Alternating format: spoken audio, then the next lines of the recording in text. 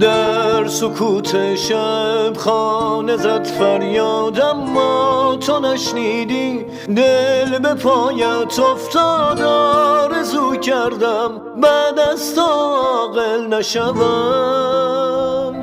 آشنای من غریبم بی تو با خیابانها، من رفیقم بی تو بعد تو عمرن من دگر عاشق نشوم.